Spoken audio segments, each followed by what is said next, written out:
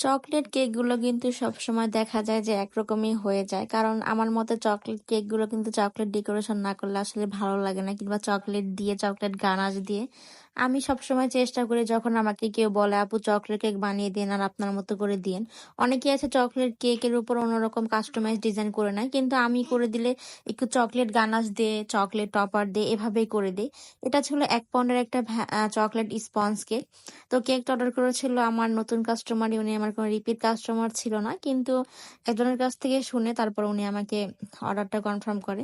তো আপুর সাথে আমার অনেক ভালো একটা সম্পর্ক হয়ে যায়। এর পরের দিন আপু আমার কাছ থেকে একটা টাপ কেক নিয়েছিল।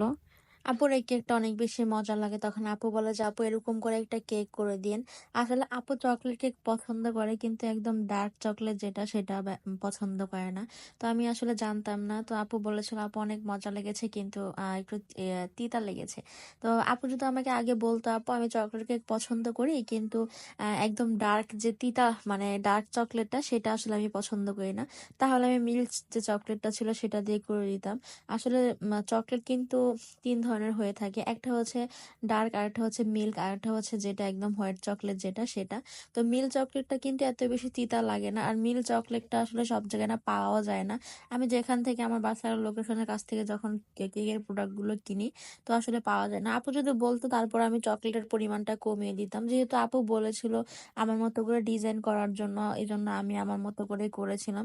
কেকটা একদম সিম্পলের মধ্যে করেছিলাম। এখানে সাথে কিছু নন এডিবল যে বলস গুলো সেগুলো দিয়েছিলাম। এগুলো দিয়ে কেক ডেকোরেশন করলে যে এত বেশি সুন্দর লাগে, আর কেকের ছবিও দেখেছি অনেক বেশি সুন্দর হয়। কিন্তু আর্টিফিশিয়াল জিনিসপত্রের প্রাইসটা কিন্তু অনেক বেশি পড়ে যায়। এই জন্য আসলে সবাই তো আর্টিফিশিয়াল জিনিস দিয়ে কেক নেয় না। যেহেতু আর্টিফিশিয়াল জিনিসের অনেক বেশি প্রাইস, আর এইগুলো কিন্তু এডিবল হয় না, এগুলো সব নন এডিবলই।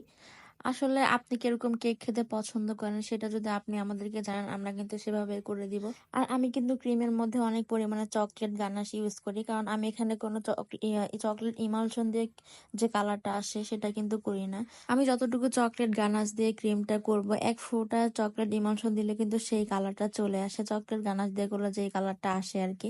কিন্তু এটা কিন্তু আসলে ঠিক না। চকলেট কেকের মধ্যে যদি আসলে চকলেটই না দিই তাহলে কিন্তু আসলে ভালো লাগে না।